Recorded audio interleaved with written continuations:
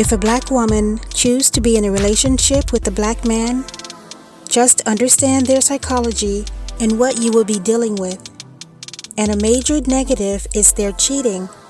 The moral of the story is never date a woman who don't respect your wife.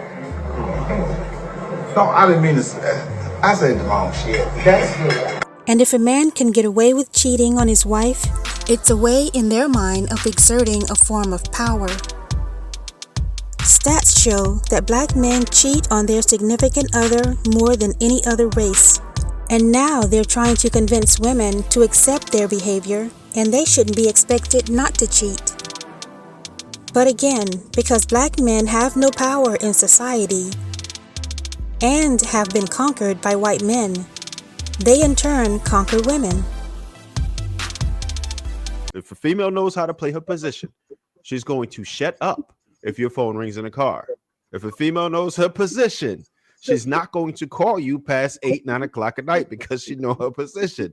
And that's the whole thing. And she's going to give you cooperation. If a female knows her position, she knows what your wife, girlfriend, whatever is not doing, and she knows how to compensate for it. So it can be a very different situation if you have someone who is very cooperative and aware of the situation. Now, if you go out there and then try to lie to your wife and then lie to her, then you're going to start having her test your gangster, start calling you 9, 10, 11, 1 a.m., stuff like that. But if she knew her position, it's a different ball game.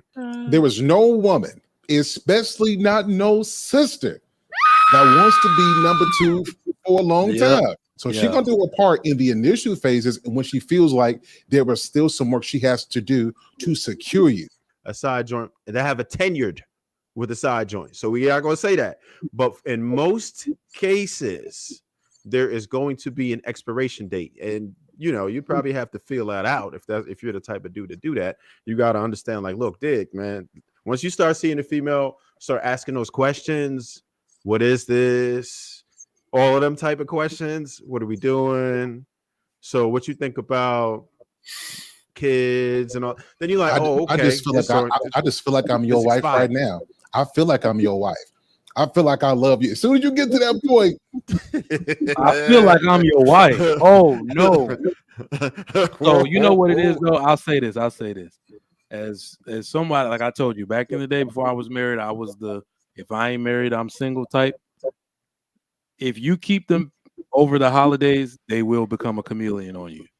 Once they see the few pictures of you and your girl, and you know they're gonna want something is gonna make her want that spot, and you better hit the eject button at that point. Stats show that black men cheat on their significant other more than any other race of men. And although other races of men do cheat, they're not living at the bottom. And they exert power in other areas, such as building and conquering other men. And when I was at Murray State, we had a thing called Take Your Job Tuesday. Take Your Job Tuesday. And so cats could challenge anybody for their position. And guess what she going to do on that Tuesday after y'all come back from that weekend trip? She going to try to take her job. Drumline.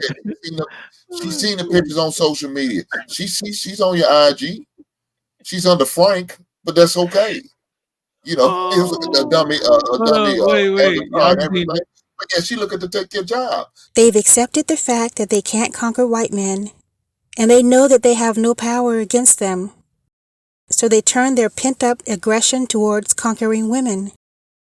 And not only do black men glorify their cheating behavior, they pass it along to younger generations of men. And that's what this panel was doing, until the white man shut them down. Big facts. I just wanted to warn the guys. It's like, it's very simple if you go to the root cause of this type of stuff. Like if you're a guy that wants to not cheat or like not be that type of person, it's really about affairs. It's really about building an emotional connection with that other person. A lot of y'all all describe, I was paying really close attention. All of y'all kept describing affairs. And this is something that I'm very against. Like I've never had an affair. I think an affair is a really big deal.